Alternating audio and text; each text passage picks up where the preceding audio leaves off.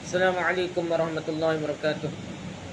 Alhamdulillah rabbil alamin, wassalatu wassalamu ala asyrafil anbiya wal mursalin sayyidina Muhammad wa ala alihi washabbihi ajma'in. Rabbi shrah li sadri wa yassir li amri wa hlul 'uqdatam min lisani yafqahu qawli. Amma ba'du.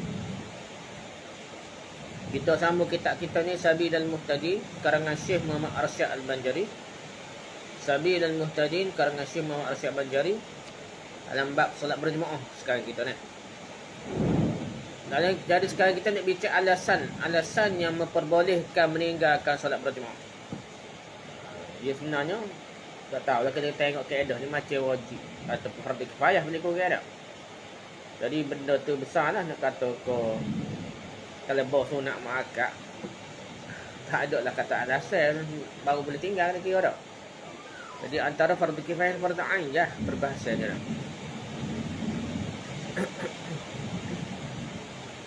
Alasan yang dapat dijadikan untuk tidak mengikuti solat berjemaah sangatlah banyak. Yang antaranya pertama dah terjadi hujan.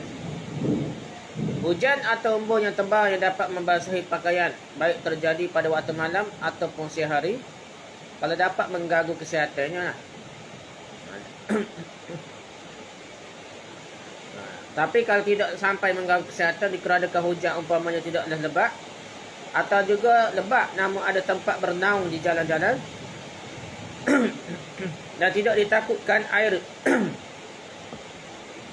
air titik yang akan membawa najis atau air kotor yang terjatuh dari atas atap rumah ke jalan-jalan, maka dalam keadaan yang seperti itu tidak dapat menjadi alasan untuk tidak mengikuti solat berjemaah.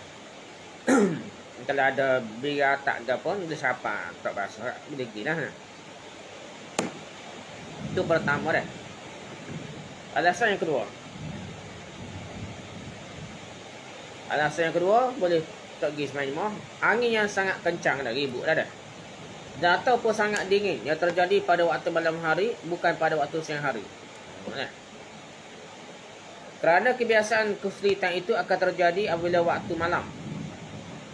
Asnawi berkata, waktu subuh masih dianggap malam yang berlaku seperti yang dikatakan ke atas. Ya, kalau subuh pun macam malam lagi lah. Kiranya kalau ada ribut kau, ada angin yang sangat sejuk, jadi boleh tak pergi semain. Itu yang kedua dah. Yang ketiga pula.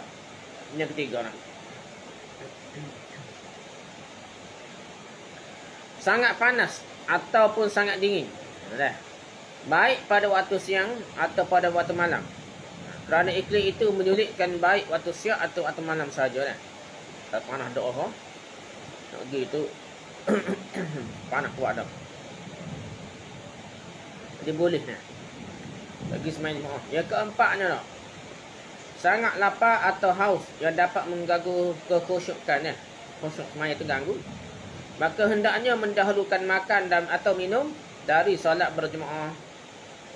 Makan beberapa suap sekadar meringankan lapar. Tapi bukan makan kenyang kuat, sekadar boleh hilang lapar tu.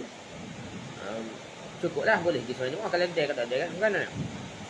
Nabi SAW bersabda, "Idza quddimal isya'u fabda'u bih." Apabila disajikan orang makan malam, maka mulailah kamu dengan makan malam. Hadis riwayat Bukhari dan Muslim dari Anas. Daripada Gismaya tu, kalau siap makannya dah terhidai ke apa, kena makan dulu dah.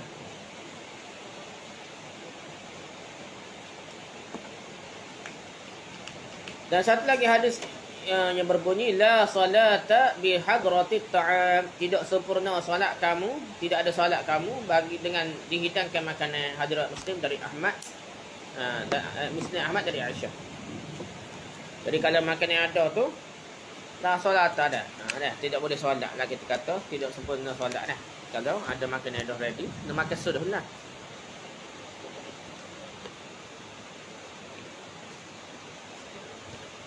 Para ulama mengatakan makruh solat di mana terjadi sesuatu yang menyebabkan orang berlaku kurang sopan, umpamanya sangat lapar ataupun haus. Lapar sangat, haus sangat, semaya dia pun tak khusyuk. Makruh lah solat gitu dah. Kerana semua ini menyebabkan timbulnya tingkah laku yang buruk, jelek. Kerana setiap yang akan menimbulkan Seperti itu makruh dalam solat. Ia dapat jadi alasan tidak menghadiri jemaah. Lapar doa, haus doa ni boleh jadi alasan lah. Kerana itu para ulama masuk ke perbuatan menjadi sebahagian dari uzur yang dapat dijadikan alasan tidak menghadiri jemaah. Perbuatan lapar ke apa tu, ataupun haus sangat tu, jadi alasan tak hadir jemaah lah. Demikian juga kalau hakim tidak boleh memutuskan perkara kerana sangat marah. Kerana apabila sifat seperti itu ada pada setiap orang yang hendak mendirikan solat berjemaah, lebih utama dijadikan alasan untuk tidak menghadiri solat berjemaah. Hakim tak boleh jatuh hukum kerana masuk ke marah. Begitu juga kalau ada ketika sangat lapar ni, ada sangat haus tu, dia akan ganggu semuanya. Boleh tak pergi dah, boleh cari makan minum dulu dah. Itulah.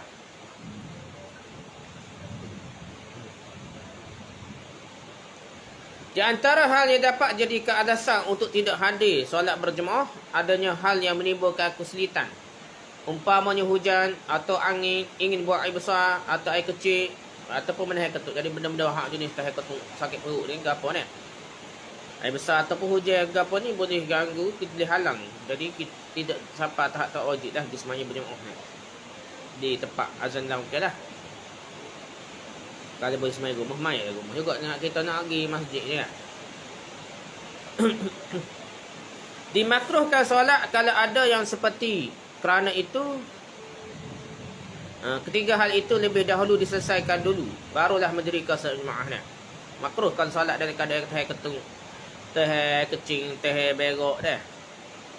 Ataupun hujan ke apa ni, itulah ketiga kau tak ni lah, teh berok, kecing dengan ketuk ni makruh dah. Selesai ketuk sudah ambil semaya, baru pergi semaya. Selesai kecil berok sudah, barulah pergi semaya jemaah. Dia kat dia kata dia nak gana, tapi jangan dia berok semaya bila-bila sakit perut dah. Bila waktunya masih luas, kira-kira sisa waktu dapat dikerjakan solat yang sempurna. Ni kalau tak semaya jemaah lah, kalau semaya sore pun kena kira tu lah. Kalau siapa kau berok lebih daripada habis waktu zuhur ke asar, jadi dia kena semaya juga lah. Berok pun dah, berok tak khusyuk, lebih baik semaya dalam waktu daripada qada, lebih daripada waktu dia. Dosa lah, dosa besar tinggal lepas waktu dah. Tetapi kalau tidak sempat mengerjakan solat dalam waktunya, maka haramlah mendahulukan hajatnya. Nak berok tapi solat nak habis dah, semaya jemaah kan semaya sore pun dekat habis waktu dah. Jadi kita kena berok dah, qada hajat tu dah.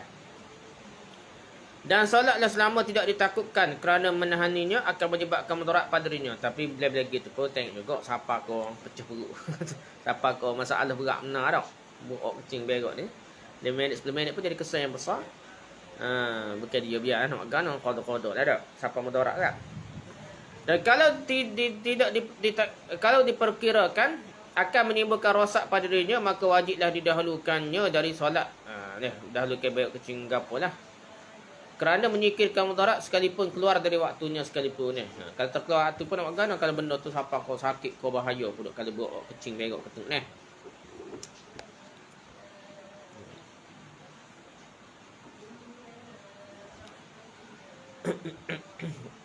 Okay, habis itu. Yang tu berapa dah? 4 kelima pula. Okey, sangat lapar tu so dah. Ni ke berapa ni? Lapar haus kecil dah. Ya ke tadi kecil berok tadi. Yang ke kelima dah. Kecil berok kelima. Kena dah kita ni. Tadi kecil nak kecil berok tu gapo? 3 perkara tadi. Tu yang kelima lah. Yang kenanya kerana sangat mengantuk dah. Nak pergi sembahyang mengantuk dah. Nombor kereta pun terbabah. Boleh mengantuk dah. Bawa motor pun terbabah dia.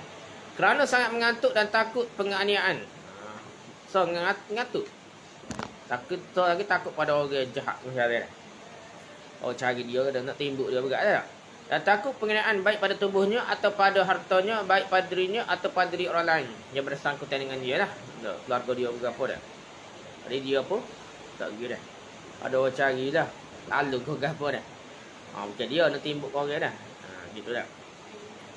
Sedangkan takut kepada orang yang punya hak yang wajib baginya untuk menunaikan hak orang dengan segera, maka tidak dapat jadi keuzur.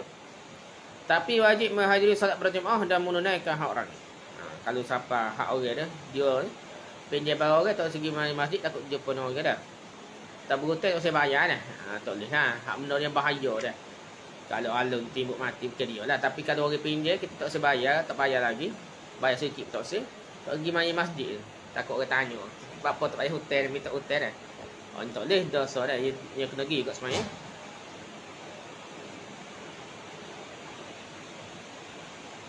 Pergi kat semayang juga dah.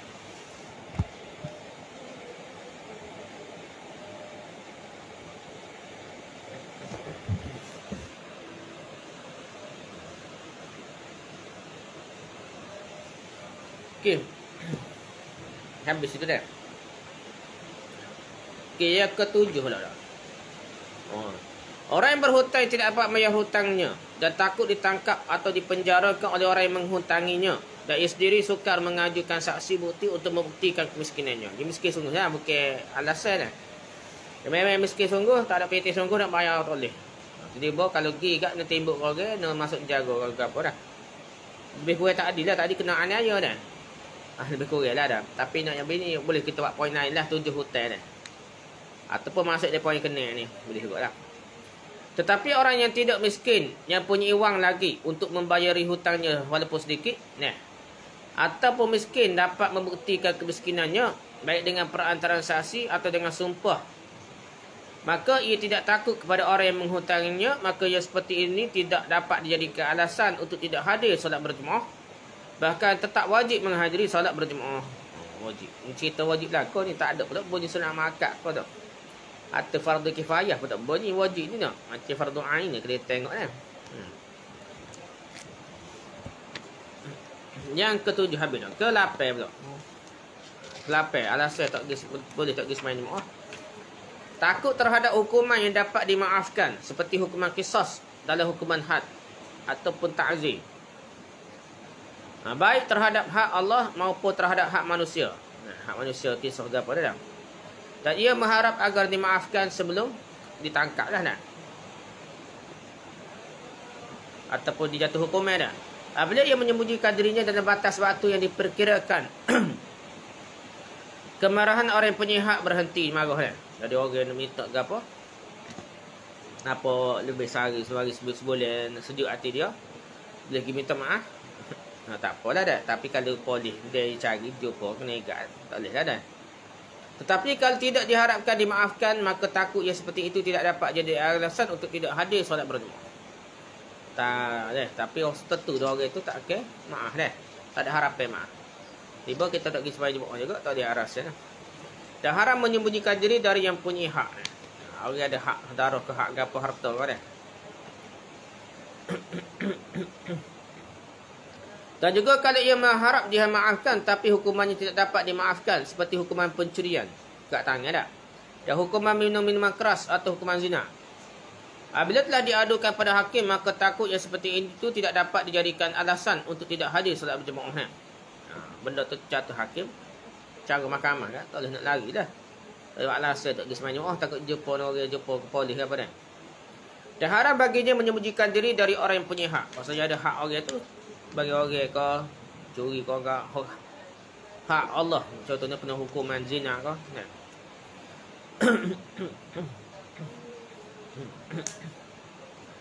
Diperbolehkan kepada orang yang akan menerima hukuman qisas menyembunyikan dirinya dari orang yang menuntut hak. Okey, hukuman kisah dah. Dia boleh nusuk dulu. Tu pun kalau tak jumpa boleh cari sampai jumpa tak boleh nak lagi lah. Yang balik yang diperkirakan tidak akan menuntut haknya dah. Tak akan menyelesaikannya dengan segera. Kerana memaafkan hukuman kisah itu sunat bagi orang yang punya hak. Jadi orang hukuman bunuh kisah pun berhak yang maafkan dengan bayar diat ke sebagainya, macam-macam lah nak cara dia. Dan menyembunyikan diri menjadi alasan agar dimaafkan yang disunatkan.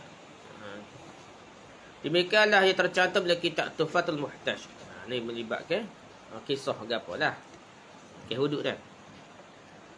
Kalau orang yang punya hak itu anak-anak, maka tidak boleh menyembunyikan dirinya kerana memaafkan baru sudah mencapai usia dewasa dia. Jadi tak sampai balik ke, tak pasal dewasa, jadi dia tidak reti. Dia tak boleh lagi maafkan ke apa, dia tak boleh nusuk dah, dia kena tunaikan hak orang yang sepatutnya dah. Kat curi balik kena atas balik bagi dah. Kalau kena takak tak ada lah, nak atas balik tak boleh nak. Malaysia aja pelik nak. Curi berapa juta, orang kaya lah, orang miskin masuk jaga, orang kaya curi berapa juta, bayar pula. Bayar pun bayar sikit, berapa peratus dah. Bila lepas dah. Tu undang dunia mas. Nah, orang miskin curi apa riyal pun masuk jaga dah. Curi 40 riyal dah. 42 riyal nilai bagai tu masuk jaga 10 tahun. Kalau diperbolehkan menyembunyikan diri, maka menyebabkan ia tidak menghadiri jemaah dalam solat Jumaat. Nah.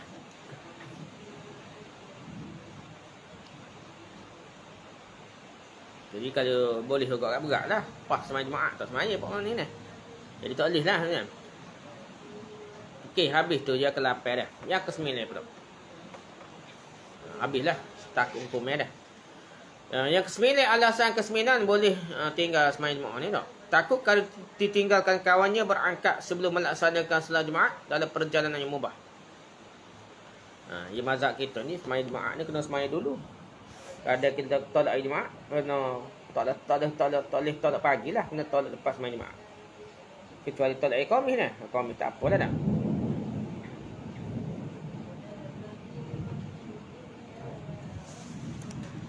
Gitulah. Tapi kalau ikut orang lain dah. Nak tunggu Jumaat tu lambat. Walaupun hari Jumaat, jadi tinggal kau orang, baik lagi dah nak kan dah. Jadi boleh tinggal sembahyang Jumaat pada hari Jumaat tu kerana mempaksa ikut orang lain dah tolak hari Jumaat pagi dah. Kerana kalau ia ditinggalkan kawannya, maka hatinya akan menjadi tidak tenang. Kerana itu diperbolehkan meninggalkan solat berjemaah agar dapat berangkat bersama kawan-kawannya lain dah, terutama rombongan dah. Musafir dulu. Ya ramai-ramai mungkin sore-sore bahayalah nah. Mungkin lah pada pasir dengan macam-macam halangnya. Dah ni pun bahaya juga kalau terus malam dah. Habis yang ke-9 dah. Yang ke-10 pula, alasan yang ke-10. Yang 10 alasan boleh tidak pergi sembahyang Jumaat ni, tidak mempunyai pakaian yang layak sekalipun masih mempunyai pakaian yang cukup menutup auratnya kerana ia tidak boleh memakai, tidak biasa memakainya dah. Contohnya tak ada baju pun tak. Nak pergi sembahyang masjid tak pakai baju, nak ambil korang dah. Tibuk korang pun gila dah. Jadi gitu lah dah. Tapi kalau kebiasaan ini, ia memakai pakaian dapat menutup aurat yang dianggapnya pantas saja, maksudnya tak ada dah rasa pelik dah, maka tidak dapat jadikan uzur meninggalkan solat Jumaat. Contohnya tempat tu tak pakai baju tu biasa lagi dah. Tak marah kat orang, tak kata gila kat orang dah. Jadi dia tak pakai baju pun kena pergi lah sembahyang Jumaat. Tapi kalau tempat tu nampak serebeh benar tak kaki ni, tak boleh pergi lah. Demikian juga tentang bau mulut. Kerana memakai makanan yang berbau seperti bawang merah, bawang mentah, bau mentah atau lain-lainnya dan sukar menghilangkannya dah. Kalau siapa kehilang yang ke sebelah ni kira ni.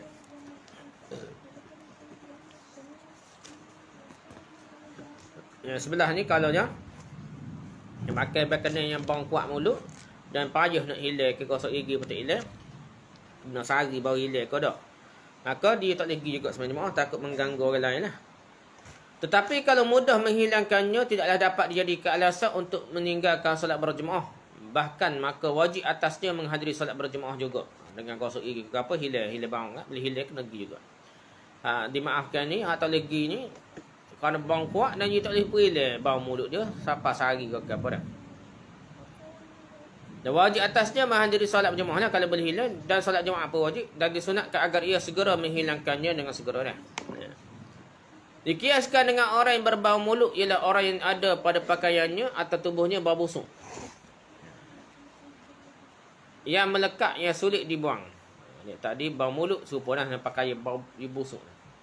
Bau busuk yang melekat, yang sulit dibuang. Bau busuk yang ada pada tubuh umpamanya nanah, kudis yang busuk, penyakit lepra, atau kerana mengubati lukanya dengan bau putih yang bau dah. Kerana bau tubuh lebih keras dari bau mulut orang yang memakai bau dah. Jadi kalau bau tu busuk kerana ada sebab atau sebagainya, jadi dia boleh jadi alasan macam bau mulut busuk lah. Bau tubuh busuk ni berat lagi daripada bau mulut busuk ni. Kalau siapa ko, yalah kalau dia tak ada nak mandi bau busuk ni. Ataupun dia kerja tempat sapuh ke apa nak semai lala tu, payah rohok dah. Kena mandi tak mudah. Jadi nampak tak ada sebenarnya tak apalah nah. Kerana itu qadiyah menukil dari para ulama yang melarang orang yang kena penyakit lepra, penyakit kusta ke apa ni, dia masuk ke dalam masjid mendirikan solat Jumaat dan bergaul dengan orang banyak, sedangkan nafkah mereka dikeluarkan dari Baitul Mal yang didapati dari orang-orang yang mampu di kalangan umat Islam. Jadi orang penyakit pelik ni, macam kita katakan COVID dah ni lah. Orang penyakit COVID, dia positif COVID, nak pergi jalan lain ni tidak dibenarkan. Jadi sepatutnya kan dia tanggung orang penyakit ni lah.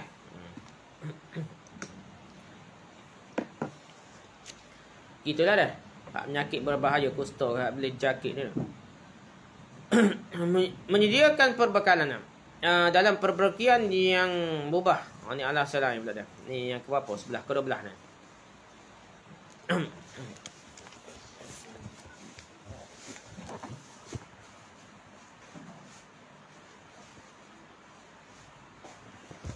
Yang ke-12. Menyediakan perbekalan dalam berpergian yang mubah. Bersama kawannya akan berangkat sebelum solat berjemaah. Menunggu orang yang sakit, sedangkan orang sakit tadi tidak ada yang menjaganya. Ni hak lain pun tak ni. 13 pun tak dah. Jadi kalau tak ada nak sedia makanan siapa ke tak ada semuanya maaf. Kita nak musafir dulu ni di akhir dah. Yang kedua pula tunggu orang sakit dah. Dia tak ada orang sakit jaga, tinggal bahaya pula orang sakit ni. Jadi dia tunggu orang sakit ni boleh tak pergi semuanya maaf. Kerana itu menunggu orang yang sakit dalam keadaan ini lebih baik dari solat berjemaah, atau masih ada yang menunggu namun yang sakit lebih senang kepadanya, maka untuk menyenangkan hati orang sakit lebih baik dari berjemaah sekalipun bukan keluarganya, lain daripada keluarganya dah. Jadi kita jaga sakit. Juga sakit ni susah nak kecing berok, susah nak gapo oleh sakit ni dah. Hak tak boleh bangun lah sakit boleh. Gigi kita apalah dah.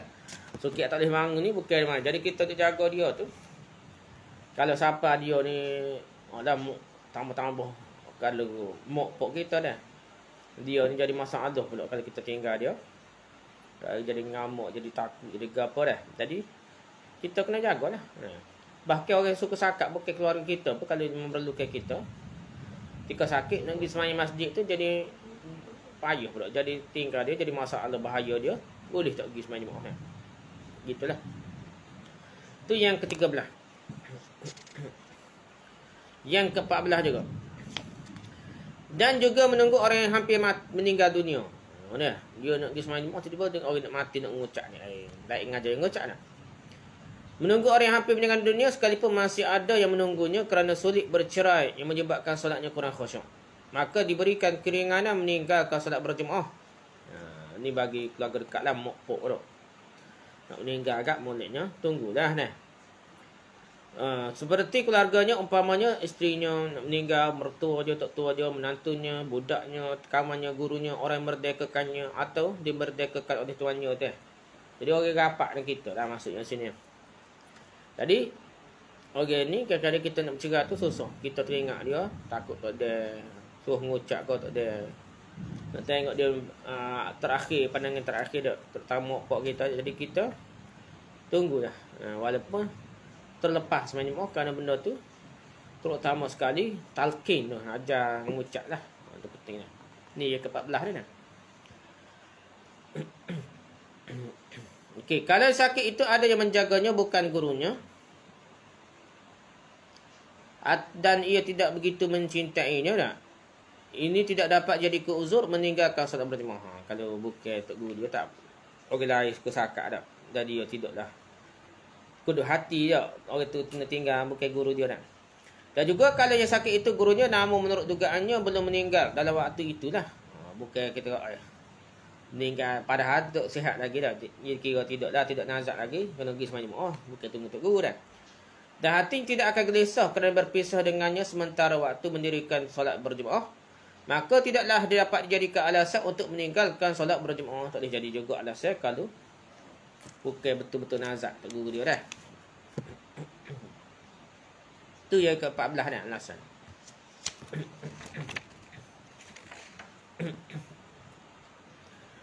Yang seterusnya, yang ke-15 ni, dapat jadikan alasan untuk tidak menghadiri solat berjemaah kerana terjadi gempa bumi.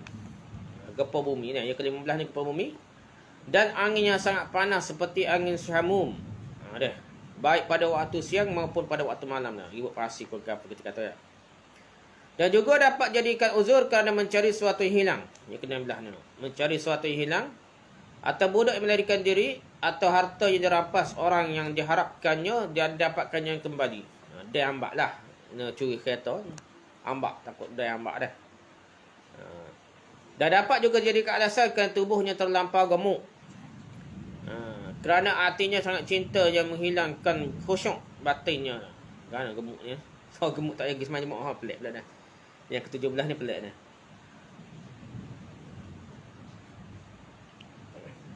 Tak tahu pelik ni dah. Siapa yang ganggu khusyuk ni kata nak. Oh gitu tak lagi. Oh semua tidak gitu kali. Dan juga dapat dialasankan untuk tidak menghadiri salat berjemaah kerana memandikan, membawa dan menguburkan mayat. Kadang-kadang nak cara ke mayat ni tak ada nak sembahyang jemaah. Dimaafkan lah. Ni kita kata 17 dah.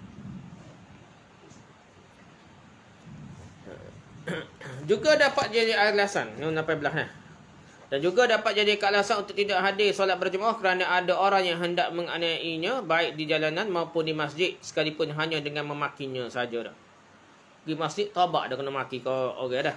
Untuk pohon orang dah. Selama ia tidak mampu menyingkirkannya melainkan dengan susah payah dah. Jadi ni pun dimaafkan untuk tidak pergi sembahyang jemaah. Dan juga dapat jadikan alasan kerana isterinya dihantar orang pada waktu malam yang pada malam itu akan berkumpul yang waktunya tepat pada waktu maghrib dan isyak. Jadi dia nak cara ke bini dia lah maksudnya. Sini nak cara ke bini dia. Boleh dia tak ada cara ke sembahyang jemaah kerana cara ke bini dia lah. Daripada pergi duduk dengan orang lain bahaya pula dah. Maruah dia pula. Jadi dia kena cara jangan orang lain pergi atas bini dia biar dia pergi atas bini dia. Dan lagi yang dapat jadikan alasan kerana imamnya memanjangkan solatnya melebihi dari yang semestinya. Yang ke-20 ni lah. Tok imam baca panjang doa ni. Dan atau kerana imamnya meninggalkan sunat yang dimasukkan ke kedua itu dapat jadikan alasan untuk keluar dari solat jemaah. Tentunya lebih utama dapat jadikan alasan untuk meninggalkan solat berjemaah. Tak tahu lah meninggalkan sunat besar ke tak. Tapi tak baca doa kunut tak ke sembahyang jemaah ke dia. Tapi nak bunyinya benda ni hak biasanya tak. Imam panjang solat dah. Siapa terbeban dah. Kita ada kerja jadi buat tu imam ni sah dah baca panjang dah. Kita lorak jadi tak pergi pun tak apalah. Atau imam baca Fatihah sangatlah cepat sedangkan makmum baca dengan lambat atau imamnya termasuk orang yang makruh mengikutinya dah. Ni yang ke-21 dah. Tu imam karut dah. Baca cepat dah dah. Ada dulu-dulu dah. Dan juga dapat jadikan alasan untuk meninggalkan solat berjemaah kerana lupa atau dipaksa orang untuk tidak mengikuti solat berjemaah. Ini paksa nak pergi kat orang dan tagu kat orang dah. Sekat kat orang. Dimaafkanlah.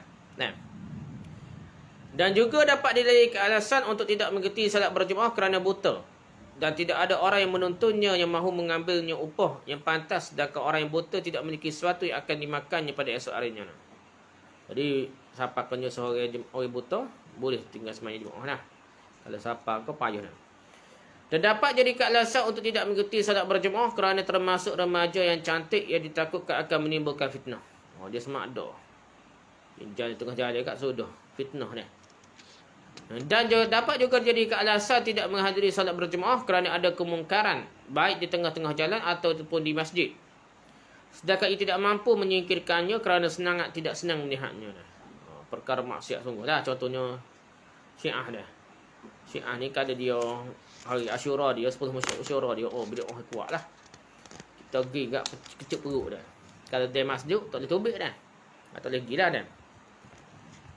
Atau benda-benda bid'ah lain lah. Tempat-tempat bid'ah kubur lah. Gapa ni no. Letih dah. Maulidul Rasul pun ada hak kakau hak over pun. Begitu juga dah. 25 dah. Dan yang dapat jadi alasan untuk tidak mengikuti berjemaah ni kerana menurut dugaannya akan memperolehi keuntungan dalam perniagaannya kalau tidak ikut salat berjemaah. Padahal ia sangat memerlukan keuntungan itu kerana kemiskinannya atau kerana untuk membayar hutangnya. Pada ketika tu bukan sama-sama ni jaga berlaku dia. Ni betul ni. Masa ni je dia kena tunggu dah. Masa lain tidak. Masa ni orang nak beri pitih orang nak apa. Dia pun terpaksa tunggu dah. Selain tak boleh tapi tidak lepas dia dah. Boleh dah. Dan dapat jadi alasan untuk tidak ikut solat berjemaah tempatnya jauh dari tempat berjemaah. Dan kalau ia pergi juga dari tempat tinggalnya ke tempat mendirikan solat berjemaah akan tertinggal sesuatu yang disenanginya. Seperti menuntut ilmu yang bermanfaat atau mengarang ilmu yang bermanfaat. Jadi kadang-kadang ni biasa nak gini dah. Rumah tok guru dah. Rumah tok guru tu ada masjid pun, ya rumah tok guru tempat you ngaji. Jadi kalau dia nak pergi masjid, tak dia nak ngajar budak betul ngaji dah. Sibuk cara ngaji. Kalau pasal dia ada silibus dia dah tok guru ni dah. Ada ngajar dia dah kalau dia nak pergi tempat masmaya jauh-jauh sikit kan. Jadi dia terlepas banyak perkara benda hak lebih penting dah. Mengajar ilmu dan sebagainya, baik ismail jemaah di tempat di rumah tok guru dah. Demikianlah diterangkan dalam kitab Syarah Ubab dan sebagainya diterangkan dalam kitab Nihayah. Dah 7 dah kita dah. Segala yang dapat jadi alasan yang untuk tidak hadir solat berjemaah dapat juga dijadikan alasan untuk tidak hadir solat jemaat. Maka semua macam alasan dikemukakan di atas, hak kita baca sampai ada 7 hadis, dapat menghapuskan dosa. Jadi hapus dosa lah. Tak dosa dia tak pergi sembahyang jemaah. Sesuai dengan pendapat yang mengatakan berjemaah itu fardu ain lah. Dan dapat juga menghapuskan makruh berdasarkan pendapat yang mengatakan berjemaah itu sunat muakkad. Boleh siapa tahap fardu kalau makruh kalau sunat muakkad dah. Para ulama berbeza pendapat tentang orang yang solat sendirian kerana adanya uzur seperti yang terangkan di atas. Apakah ia mendapatkan pahala berjemaah juga atau tidak dapat pahala berjemaah? Ulama bincang pula pasal dia ada uzur, bukan yang sengaja tak segi sembahyang jemaah kan.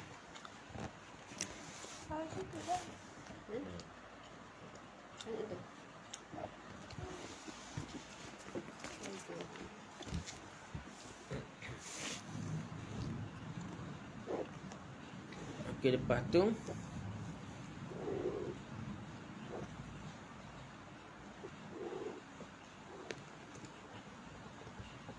okey, boleh pahala tidak dah? Imam Nawawi berkata dalam kitabnya Majmu' Syarah Mazhab, Imam Nawawi kata apa dah? Bahawa ia tidak memperolehi pahala berjemaah.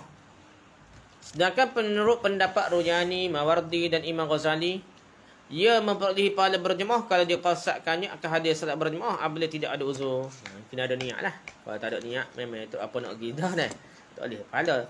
Dia pergi sama tiba-tiba ada halangan, barulah dia tetap boleh pahala. Subki dia Taqiyuddin As-Subki ni berkata diperolehi pahala solat berjemaah kalau ia sudah terbiasa memperbuatkannya, kerana dalam hadis diterangkan idza maradul amdu inna dah kita tengok hajat arah idza maradul abdu aw safirun aw safara katabalahu kutibalahu dah atau kataballahu ni kutibalahu ni kataballahu lahu minal ajri misla ma kana ya'malu sahihan muqiman. Artinya apabila seorang hamba sakit atau dalam keadaan musafir, Allah menulis baginya pahala amal perbuatan-perbuatan yang diperbuatkannya pada waktu sihat ataupun dari keadaan mukim ni. Hadis riwayat Bukhari dan Ahmad dari Abu Musa. Jadi dia musafir tak dia buat banyak amal lah seperti duduk rumah dah. Begitu dia juga dia dalam keadaan apa? Musafir, sakit dah, tidak seperti dia sihat pergi sembahyang Jumaat gitu dah. Jadi kalau dia masa tu dia boleh pahala serupa dengan masa dia sihat lah. Kalau dia memang sombong pergi sembahyang Jumaat dah. Syekh Ibn Hajar Al-Haytami dalam kitabnya Tuhfatul Muhtaj yang kuat dari kedua-dua pendapat ini atas memperolehi pahala jemaah bagi orang yang mengerjakan yang kebiasaannya berjemaah. Kalau biasa dah jemaah, tak akan menghadiri salat berjemaah kalau tidak ada uzur. Dah. Dan uzur itu sendiri dapat menghapuskan karahah, kemakruhan bagi orang yang tidak dapat mengerjakan salat berjemaah di rumahnya.